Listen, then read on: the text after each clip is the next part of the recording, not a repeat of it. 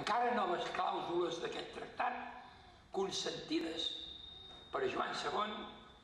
que tenia com a objectiu, com he dit, reduir els catalans rebels a la seva obediència, encara feia més i augmentava aquesta quantitat inicial de 200.000 euros fins a 300.000. Unes altres clàusules, com dic, augmentaven aquesta quantitat. A més, es parlava d'una multa de 1.000 marcs d'or a pagar per part de Joan II, el rei de França, en cas d'incompliment dels terminis de pagament. En el fons, hem de dir que Lluís XI, que era molt llest, sabia perfectament que mai el rei de la corona d'Aragó podria pagar els 300.000 escuts, ni molt menys la multa addicional de 1.000 marcs d'or, i que, per tant, aquella inicial hipoteca, quan un hipoteca alguna cosa en conserva la propietat, si no pagues el banc se t'ho queda, almenys allà va així i aquí també. Per tant, aquesta és la situació. Per tant, Lluís XI, segur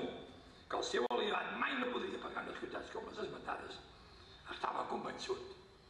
que en aquell tractat de 1462 acabava de posar les bases per aconseguir per sempre més els comtats del Rosselló i de la Cerdanya. La mobilització de les tropes franceses, naturalment amb l'objectiu d'anar fins a Girona a ajudar el seu aliat,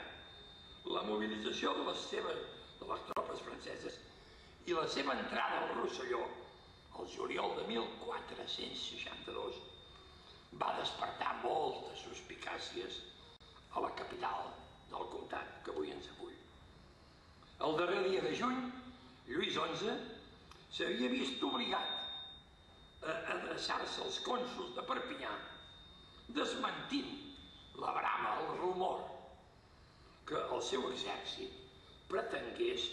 atacar la ciutat de Perpinyà, sinó que només, deia Lluís XI, tramitem la dita armada solament per ajudar el nostre cosí, el rei d'Aragó, per tal que pugui reduir a la seva obediència els rebels catalans que tenen assetjada la seva dona i el seu fill a Girona. Lluís XI es veia obligat també a desmentir que tingués la intenció d'emetre en nostra subjecció i obediència la vila de Perpinyà i tot el comtat de Rosselló, la qual cosa, deia en aquell moment Lluís XI als perpinyanesos, no és vera, no és veritat. Els fets posteriors posarien de manifest la falsedat i la hipocresia del monarca francès. El juliol d'aquell 1462, els invasors enviaven una ambaixada a Perpinyà per tal que la vila fes homenatges al rei de França.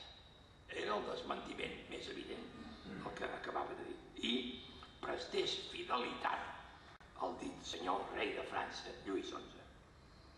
Les autoritats de la vila s'hi varen negar i